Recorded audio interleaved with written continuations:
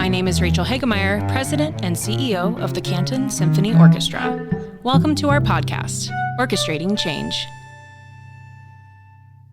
I am joined today by the absolutely wonderful JoAnn Falletta, who is in person with me today and was on the podcast. It came out in February of 2021, that episode that we did with you on Zoom.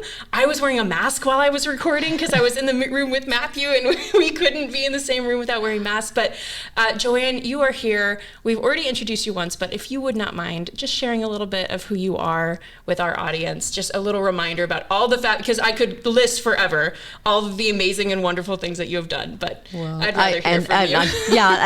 I'll hit on only the important things. Well, first of all, that I'm working with the Buffalo Philharmonic now, and I've been there for a long time, and it's a wonderful relationship. But I do want to talk about my connection to this orchestra, to the Canton Symphony, and that's through Gerhardt.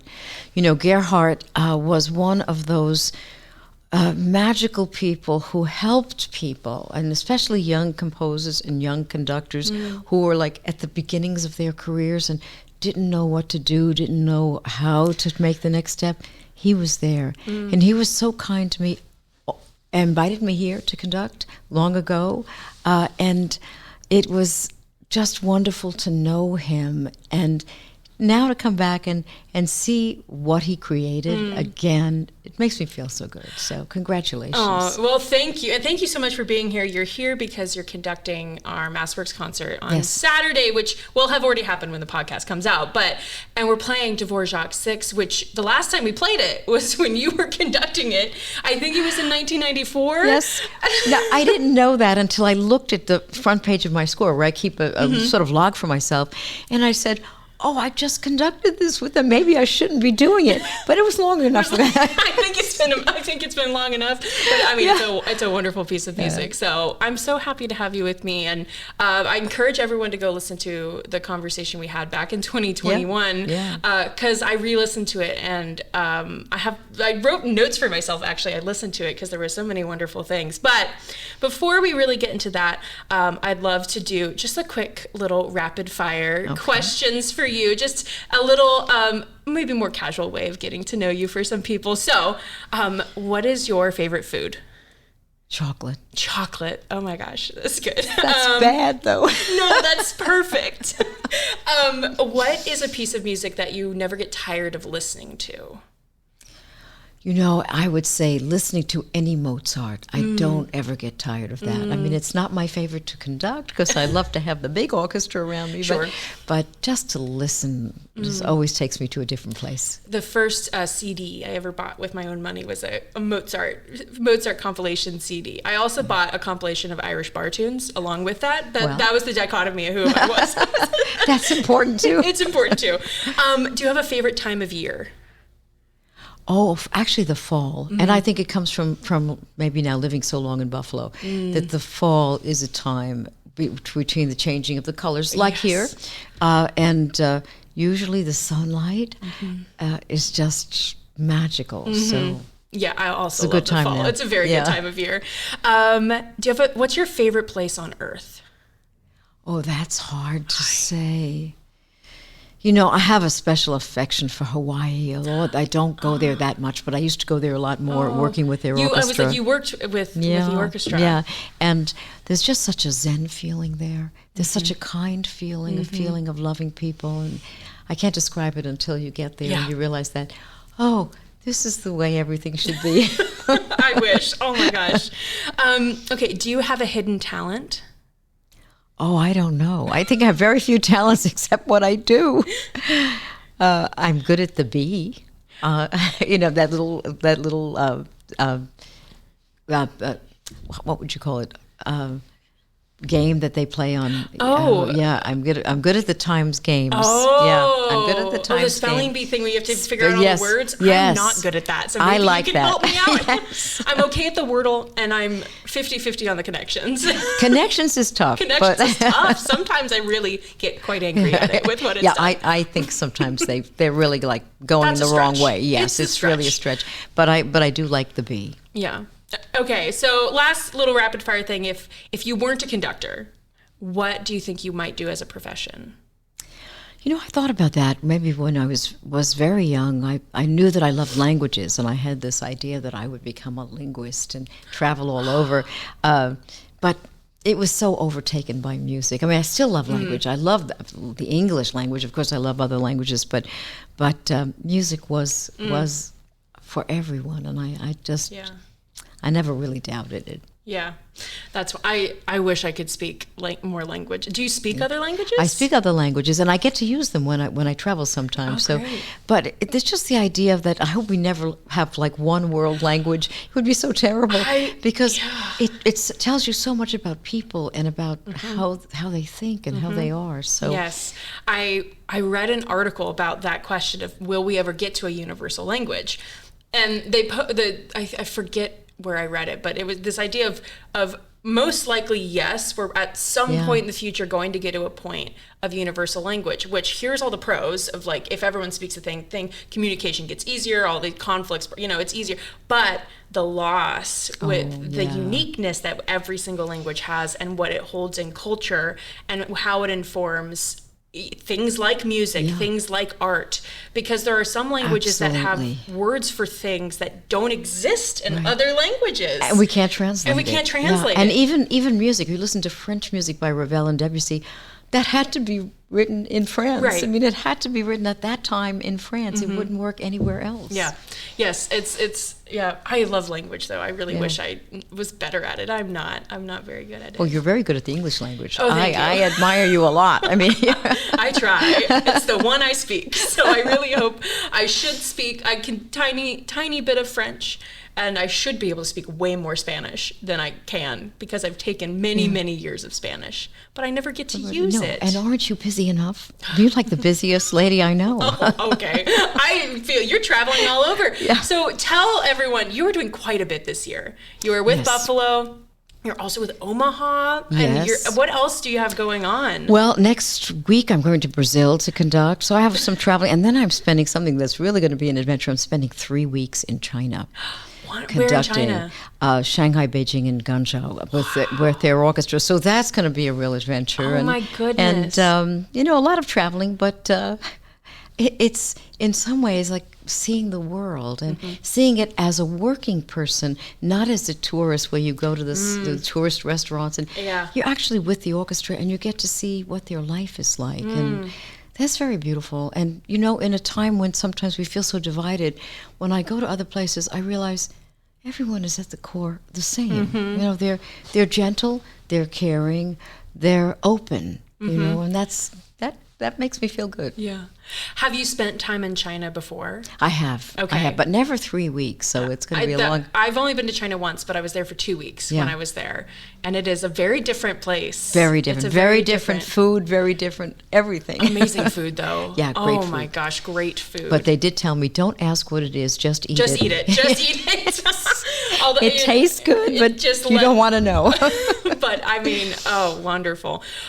Well, so looking back into our conversation, which I believe was recorded in 2020, came out in 2021, episode 6 of this podcast, which we're still doing it, which is mind-boggling to me that we're still doing it.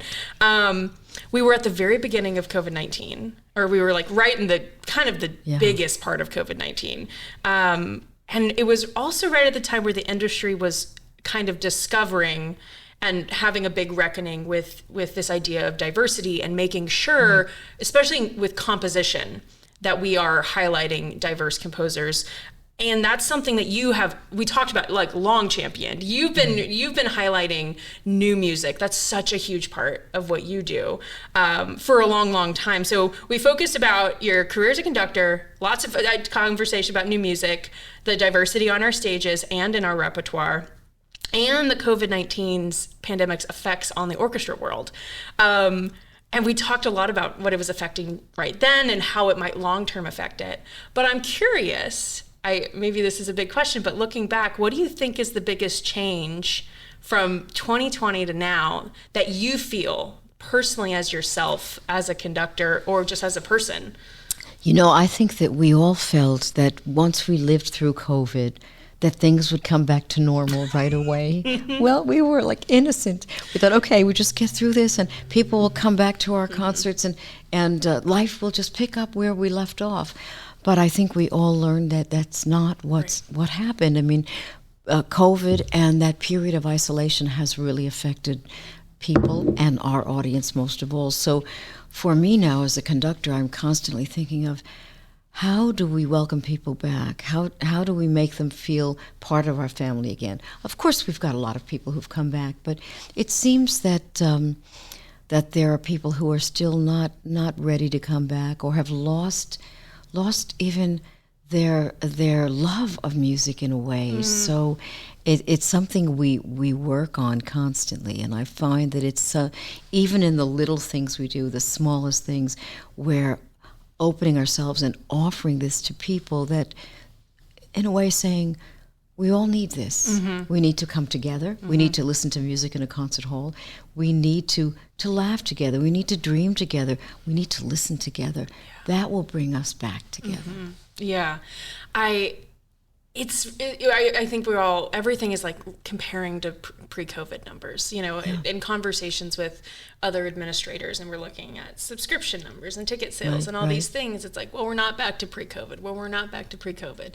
And it's really hard to keep, 5 years later, having that comparison still, because you are so correct. Things are just different. And the way we think about the world is different. And we're in a very different place than we were in 2019. It's hard for me to remember. Right. No, me too. A little me bit. too. But yeah, it seems like very far away, but it's not. And I think that it's offering us new opportunities, because there were some people, and I think especially young people, were affected by this, but many people, of just not communicating with people, of being alone, of staying in the house, of constantly reading your cell phone, and maybe forgetting about being with people in an arts world. I mean, not only the symphony, but going to a museum together, and they've lost that knowledge. They've lost that knowledge of, I love this. So we have to welcome them back. Say, remember, this was something beautiful, and have them rediscover it. But it's going to take a long time, and it's going to take patience. Yes. But we owe that to them, for the people who sort of grew apart from each other.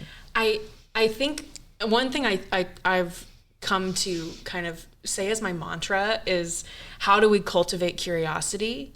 Because I feel for a lot of people, and I'm talking about people my age, young people who grew up with, I didn't have a cell phone in my hand my whole life, but I got one pretty young, at a very developmental stage in my life.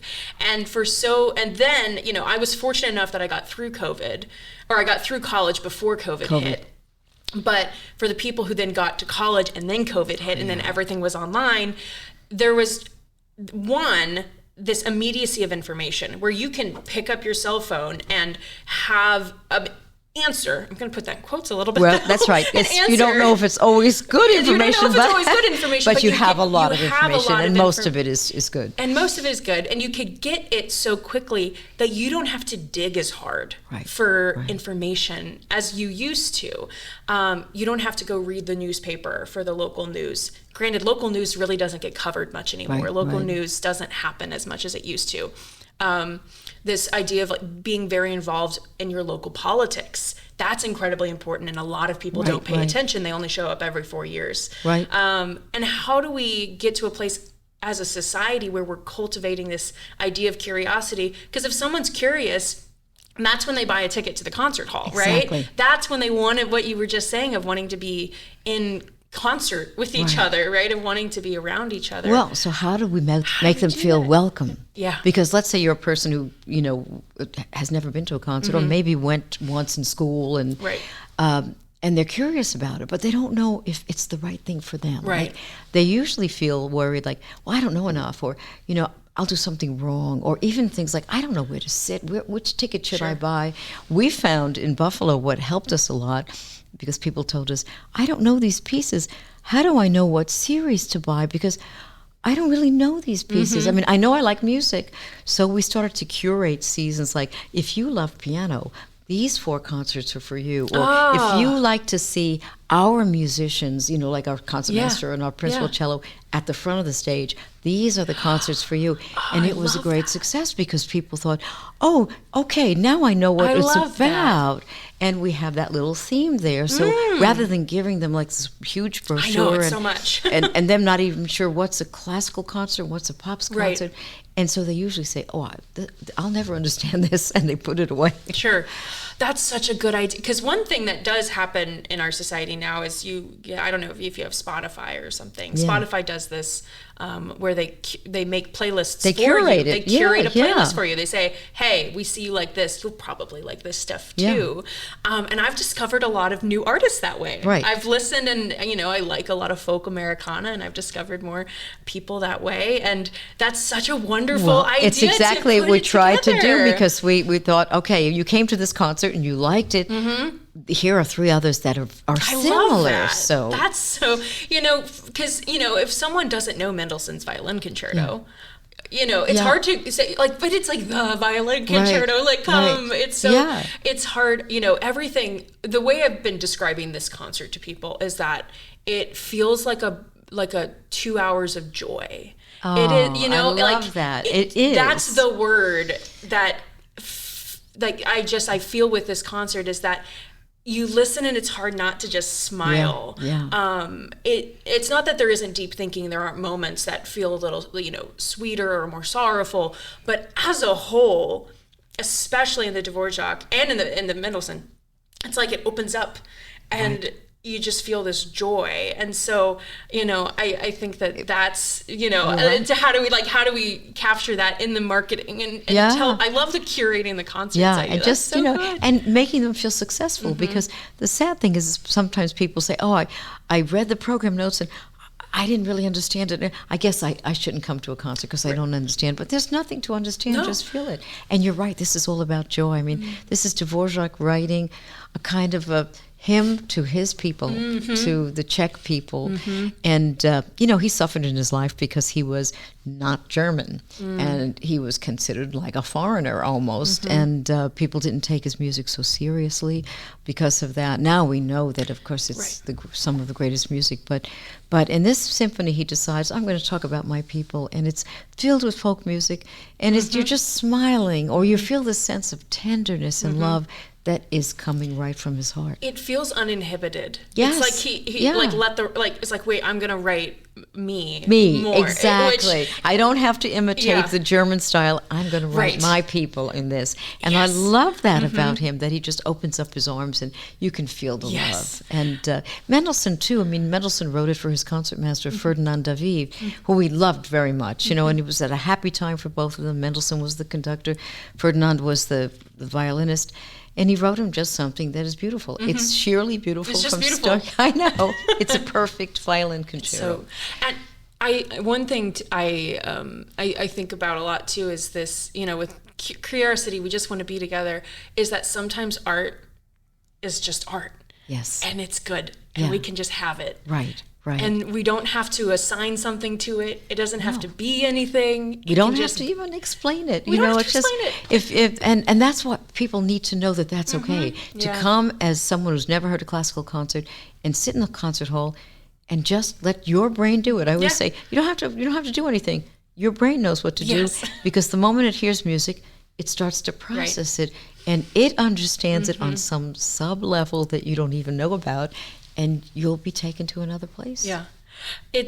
With this whole, what we're talking about now, when we were talking back in 2021, what we just said about COVID, and we thought we were just going to go back to normal, and how do we make people feel welcome and all these things. We were talking about your trajectory as a young female conductor when there weren't really female conductors. Right. And you said, when I went to school, I assumed that there would be a lot of female conductors right away, because they opened the doors for me. So now there's going to be a ton of female conductors, and that didn't happen. It didn't happen. And it took, even now, it's still a work in progress, right? But it's better. It's still better. But it took forever, I think, and I realized how lucky I was that both of the schools I went to said, okay. And I was like, okay, a little bit like that. We don't know if this will ever be acceptable, but you deserve a chance to study. So, Yeah. I just assumed, okay, the world was opening then to every women Yeah. as doctors, lawyers, Yeah. running companies, but not to musicians so much. Right. And then you were talking, you said, I thought it would happen right away. But then you said, we're in probably one of the most traditional mediums. You're right. And we still are. The way we dress and the repertoire we play and it feels very traditional. And I feel like we're starting to maybe bust out of that a little bit. Right. But I wonder, I don't know, what do you think the orchestra industry would look like? Not to abandon the tradition, but what do you think if it actually loosened its grip on it? Because I feel look at orchestras, and we're all still holding pretty tight to the tradition of it all. I wonder what it would look like if we actually kind of let go a little bit. But I think what's happening is that the traditions are being changed by young people. For instance, I conducted last week Beethoven VI Pastoral Symphony, and we still have many people in the orchestra who've played it maybe 100 times. But we have a lot of young people who never played it. I mean, they sort of knew what it was, but they never played it. And they played it with such a freshness. I mean, they were actually playing it almost like enjoying it in this kind of like, hey, this is fun type of way. Yeah. And I thought, how good, that they're reinventing this. They're bringing everything they know about music, everything they know about life. And we can let go of some of the kind of crusty traditions that we always slow down here, or this, we can never do this, or because they didn't know, so it was like, they still deserve to have this music and play this music, but it belongs to them now, and they're going to play it in their way. I wish we could communicate that to the audience. So many of our audience members have and this is not their fault, have no idea what's happening on stage. And what the musicians true. and what the musicians, how they're feeling and what they're thinking. And I wish there was a way for us to bridge that gap a little bit. We're doing a music director search right now, and the musicians on the committee, me, the musicians, the board members, we're all sitting here talking about a music director. Right. And one of our musicians said, we need to find someone who can cultivate the synergy. Someone who can actually help the audience feel what the orchestra is feeling. Yes. And a conductor can be a huge part of that. Right. To give the orchestra permission to express themselves so that the audience can actually go, oh wow, they're having fun. Exactly. Well, and the thing is that the orchestra is that energy from the orchestra is so important. I mean, I always said, if you wired up, these musicians and knew the brain energy that's going on on the stage, but the joy that's going on the stage, and they need to be able to reflect that. And I always say that the conductor, and this is something maybe you learn after a long time, it's not your performance and it's not your interpretation exactly. It's them being guided into a good place by you. It's them. So when the musicians feel that they have that freedom, that it is recognized how beautifully they're playing, and that how much their joy matters to the audience, all of a sudden they own it. And I think everybody is happier. And the audience can affect the musicians. And I don't know if the audience realizes that. The way an audience reacts and just how they are present and what the audience gives to the musicians impacts the orchestra. So there is so much intangible stuff, I don't have a better word for it, that happens in a concert hall, that a concert, it can be played beautifully and amazingly, and if the audience is dead, it doesn't. There's something missing. And what is that thing that makes it so exciting on concert night, right? Because you just played a dress rehearsal and it was great. Yeah. But it's not the same because you sense, especially the conductor who doesn't see them, but you sense the audience. I really think I can even sense when people are leaning forward. It's when, and they're not even aware they're doing it, but there's a moment where it's getting very soft and people are leaning forward, or when people just smile at the same time. At the same time, means this human brain felt joy together.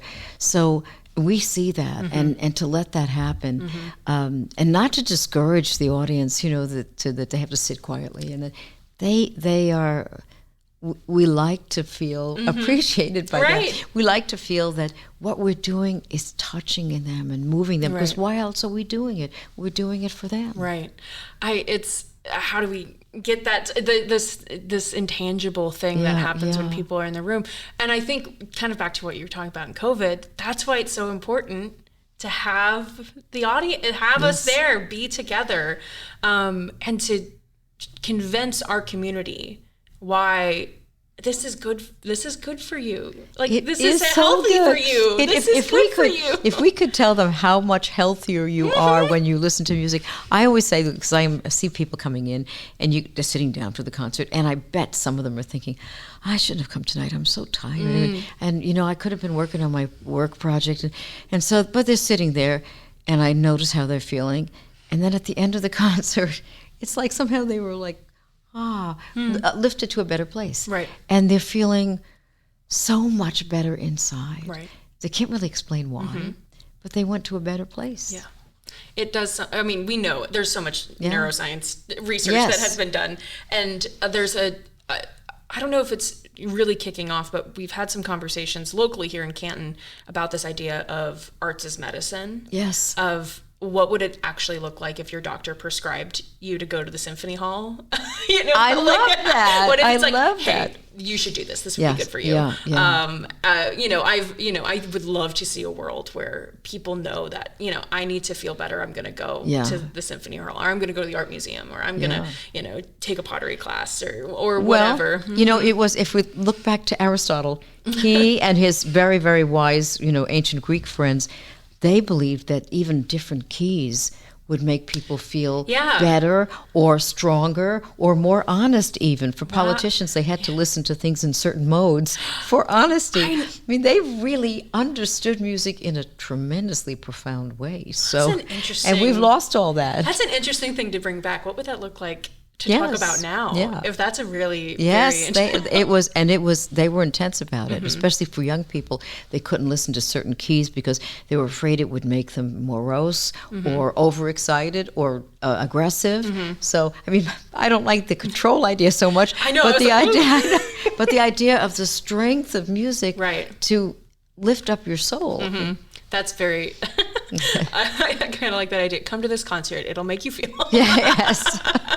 Curate our lists that way. Need to feel stronger? Come to this one. Need to feel That's true. It's in the key and of people this. say, "Oh, I could use that." Like a menu. Oh my gosh, I love that so much. So I touched on this a little bit. We talked about it a ton in our conversation in 2021, but. You had so much support and so much mentorship when you came into this field as a young female conductor, even though there weren't, there had been female choral conductors, but the idea of female orchestral conductor just wasn't really a thing. And you were quite young, right? When you got started. And maybe kind of a selfish question for me is when I became CEO at the Canton Symphony, I was 25. And I was, really wondering what screw was loose in someone's head that let this happen. I was like, I feel like someone took a wrong turn here. No, they took the right turn. I can tell you that. But it was really, really hard for me to not lose my confidence. It felt like it felt very difficult to be on my feet and to stand knowing, nope, they chose me. I should be here. This is what I'm doing. We got there. I mean, we got there. But the first year had a lot of challenges. Gerhardt passed away in that year, and many things happened. But when you were a young, female conductor, and being one of the first, and being the first for a major American orchestra, how did you kind of have that confidence to know that? Because it takes a lot of confidence to be in front of an orchestra and conduct and be convincing to 70 people on a stage. Well, I don't know if I had confidence right away, but I knew one thing. I absolutely loved this music. That was why I was conducting, because I loved this music. I wasn't trying to be in charge. I just loved this music. But I had a teacher then who told me, he said, it's not a right to be in charge. It's not like someone said, okay, you have the right to be in charge. He said, it's an awesome responsibility. And if you think of it that way, then you realize, I better step up to this. It's my job. They're looking at me, wanting me to say something. And I realize, okay, I'm not just the big guy. I'm someone who has to help these people, serve these people, make a kind of landscape where they can be great. And that turned it around for me, because I knew I had to help them be as great as they were.